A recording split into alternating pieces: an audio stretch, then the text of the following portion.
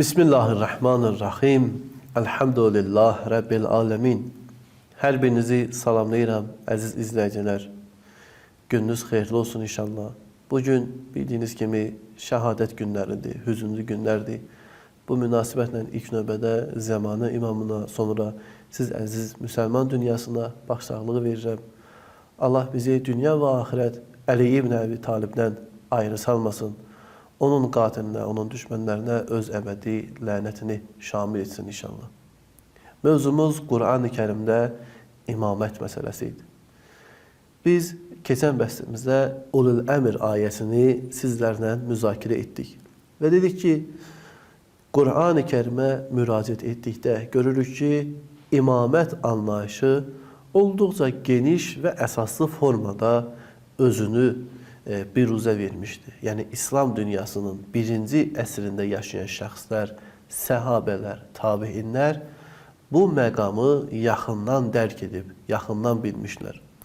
İndi hansı səbəblər oldu ki, bəs imamət məsələsi öz o həqiqi məcrasından kənara çıxsın, bu başqa mövzudur. Amma hər bir halda biz bilirik ki, imamət məsələsi Qur'anı bir məsələdir və bu hər hansı bir şəxsin şəxsi çıxarışı deyil. Belə deyil ki, bir iddə şəxslər indi oturub bu məsələni Qur'anla ələ gətiriblər. Xeyr, elə Allah Rəsulu bu ayələri nazil edərkən üçüncü bir məqamı da təqdim etmişdi. Yəni, imamət məqamı da təqdim etmişdi. Çünki əsl budur ki, hər bir peyğəmbərdən sonra canişin olur. Və bu canişinlik məsələsi Allah Rəsulu öz peyğəmbərliyini tanıdan zamandan insanlara təqdim etmişdi və Qur'anda çox saylı bunu göstərən ayələr var. Bugünkü ayə Maidə surəsinin 55-ci ayəsidir. Ayəni qısa olaraq oxuyayım. Əuzubillahimineşşeytanirracim. İnnəmə vəliyukumullah və rasuluh vəllezine əmənullezine yuqimunəs-sələt və yutunəz-zəkə və hum rakiun.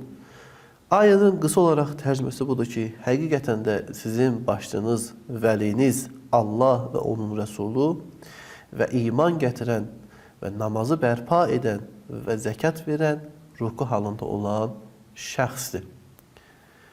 Burada biz yeni bir anlayışla tanış oluruq, vəli kəlməsi ilə.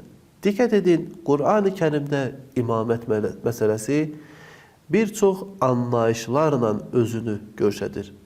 Əmir sahibi, vəli, imam və s. Bu onu göstərir ki, Allah Teala imam məsələsini hər bir dil, hər bir sözlə çatdırmış və insanlara sanki bir bəhanə yeri qalmasın deyə bu məsələdən istifadə etmişdir. Yəni, ərəb dilində canişinlik məsələsini, peyğəmbərdən sonra xəlifəlik anlayışını çatdıran, bildirən bütün sözlərdən Allah Teala Qur'an-ı Kərimdə istifadə etmişdir. Ki, ey insanlar, ey müsəlmanlar, bilin ki, bu məqamda oturan şəxs budur. Yəni, Qur'an-ı Kərim müxtəlif təbirlərlə eyni bir, vahid bir məsələdə çatdırmışdır. Yəni, təbirlər fərqli olsa da, nəticə, mahiyyət, nümunə, misdaq eynidir. Burada məsələ, yəni, vəli kəlməsi ilə yenə imamı tanıtdırmaqdır. Bu ayə barəsində bir neçə cəhətdən müzakirə edilməlidir. Onlardan biri heç şübhəsiz ayədə keçən vəli kəlməsidir. Sual yarana bilər ki, niyə görə vəli kəlməsi İslam dünyasında ixtilafa səbəb olub? Yəni, bu ayəni biz əsasən iki formada tərcümə edə bilərik. Həqiqətən sizin dostunuz Allah, onun rəsulu və ruku halında zəkat verən şəxslərdir, namaz qılan, iman gətirən şəxslərdir. Yəni, vəli kəlməsini bir dəfə biz burada dost olaraq tərcümə edə bilərik. İkinci dəfə də mənim ilk olaraq tərcümə etdiyim, yəni başçı olaraq, rəhbər olaraq tərcümə. Vəli barəsində təbii olaraq digər nəzərlər də deyilib, ondan işim yoxdur. Amma hər bir halda necə ola bilər? Bir sözdən iki dənə fərqli nəticə çıxsın. Yəni, eyni sözdür, bir sözdür, onun müxtəlif mənası olsun. Bu məsələ genişdir.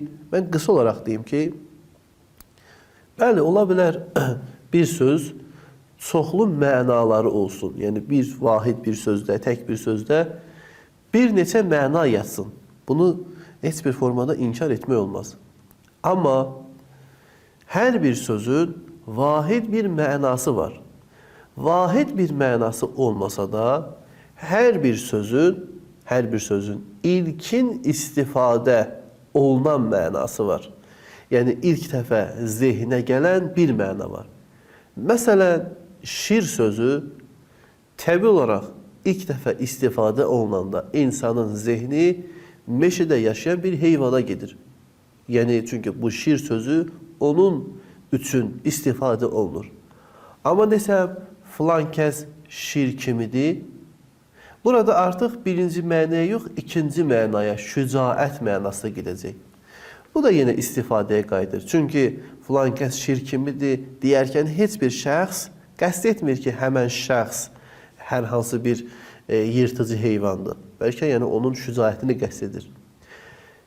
Nəticə olaraq bunu demək istəyirəm ki, vəli kəlməsini ərəb, yəni bu Qur'anın nazil olduğu dönəmdə eşitdikdə zehni hara yönəlirdi? Dost mənasına, yoxsa rəhbər mənasına? Bu birinci sual. İkinci, biz o dönəmin insanların zehnini təhlil edə bilməsək də, yəni əlimizdə sübut olmasa da, ayənin özü belə bir şahid var ki, vəli kəlməsi dost mənadadır, yoxsa rəhbər mənada. Yəni, biz bir dəfə bu məsələni lüğəvi cəhətdən bəhs edəcəyik, görək vəli ərəb dilçiliyində hansı formadadır, yoxsa ikincisi budur ki, ərəb dilçiliyində bu yoxdursa, ayələrdə necədir? Mən müxtəlif bilirsiniz ki, lüğət kitabları var. Yəni, ərəb sözlüklərini nəql edən lüğət kitabları var. Bunlardan bir o qədər, yəni elmi cəhətdən ərəb dünyasında yazılmayan bir kitab var. Əl-Müncid kitabı. Yəni, xristiyan alim yazıb bu kitabı. Mən istərdim ki, bu kitaba müraciət edək, vəli kəlməsini izah edəndə. Niyə? Çünki bu xristiyandır, məzhəb təəssübkeşliyi yoxdur. Yəni, biz İbn Faris və s. lüğət kitablarına müraciət etsək, deyir ki, o əhl-i sünnədir, bu şiyyədir və s. Yəni, bu zehniyyətdən uzaq durmaq üçün bir xristiyan alimi seçmişəm, Əl-Müncid, yəni bütün tələbələrin, elm əhlinin müraciət etdiyi bir kitabdır. O vəli kəlməsini izah edərkən, görün hansı kəlmələrdən istifadə edir və tam olaraq bu kəlmə o dönəmdə insanların zehnini hansı səmtə çəkirdi. O buyurur ki, vəli kökündən törəyən sözlər vali, vilayət, vəli mənalarında işlənir. Baxın, vali, vilayət hansı anlamda işlənir? Dost, yoxsa rəhbərlik? Bizim dilimizdə də, yəni klassik ədəbiyyatda da bu işlənir. Vali, vilayət. Vali, yəni ölkənin rəhbəri, şahı, padşahı. Vilayət, yəni hər hansı bir ölkə, məmləkət. Demək, bu söz əsasən rəhbər mənasında istifadə olunur. Dost mənasında deyil. Eşitmişsiniz, məsələn, deyilsin ki, filan vilayətin valisi Rızadır. Yəni, insanlar düşünsün ki, filan vilayətin valisi Rızadır, yəni oranı sevir. Bu məna vermir ki. Filan vilayətin valisi Rızadır, yəni rəhbəri, şahı odur. Demək, lüğət kitablarında, yəni ərəbin baxışı bu idi ki, vəli kəlməsini tam olaraq ilkin mənada rəhbər mənasında işlədirdilər. Yəni, bu söz əsasən rəhbərlik mənasını verir. O mənalar, yəni dost və s. ikinci, üçüncü mənalardır bu kəlməyə yüklənib.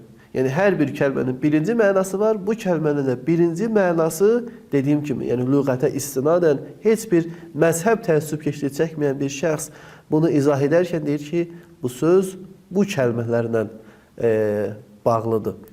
İnşallah gələn bəhslərimizdə bu ayənin özündən hansı məna çıxır, o məsələni müzakirə edəcək inşallah. Əssalamu aleykum və rəhmətullahi və bərəkətuhu.